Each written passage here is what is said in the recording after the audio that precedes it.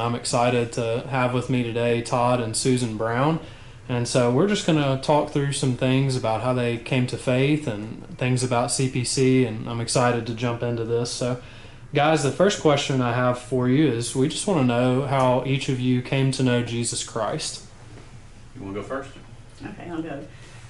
So I was raised in the church, and then as I made my way into my college years in my 20s, I became very wayward, and out of some long-standing deep self-hatred, I chose a life of sin.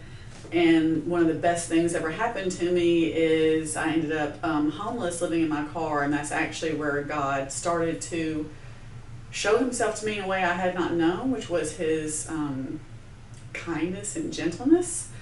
And that was something very foreign to me. And then fast forward, when Todd and I met and married, we made a lot of mistakes early on in our marriage, and that was the next best thing, is that God brought us to our knees, where we literally had nowhere to go but up. We couldn't look to each other, we couldn't look to outside anything. And so that also, we were in a place at a time that we were in a church that displayed grace to us during this, and that was actually maddening to me, like just truly maddening. So that's where I truly believe I started to understand God's character, and in so doing could start to have a real relationship with him, even though since a child I really believed in him.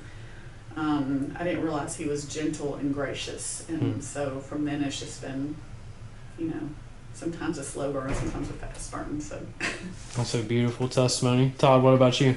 So likewise, I grew up in the church, and then Susan and I got married when I was in a younger age. I was 23 and she was 27. I was not. And it was through the first couple of years of marriage when we realized, that we did love each other, but we weren't focusing on God the way we should. And that was through those struggles we both really came to know a forgiving and loving Jesus, and a Jesus that we could raise our children to know. So it was, but it was through the struggles where we realized, that we loved each other and loved Jesus, and we had to really realize that we loved Jesus more than we loved each other. That's a great testimony, guys. Well, next we'd like to know, how did you guys come to find this church? Why CPC? How did y'all come to this church? So I'll take this one. So we've been going to different churches on the Eastern Shore, and actually had come to this church maybe 5 years ago when this was a PC USA church, and it wasn't anything about the church. It didn't click for us, I guess, at the time. I think we came to 2 Sundays, and but as a member of the other church, we became a member of another church here, and then for a job transfer, was transferred to Texas. And when we moved back, just for comfort and ease and not being uncomfortable, we just immediately plugged back into the church that we had been a member of. And through the COVID stuff, when the church was open and closed, there was really no consistency, and it really felt like they were more bending to what the government said than listening to their own people, and in refusing to have church, and very limited. Everybody had to wear a mask in church, or there were certain rooms that you could only go in if you were wearing a mask, and rooms you couldn't if you weren't. And so Susan and I just knew there was something more and a different, so we went to several other churches, and then we said, hey, what about that church we tried 5 or 6 years ago? And so we came here one Sunday and realized that y'all had changed to EPC, which really didn't know anything about EPC. I thought it was everybody's Presbyterian Church. And we came in and you were preaching, and I said, man, this guy's really good. At first I did not know you were the preacher.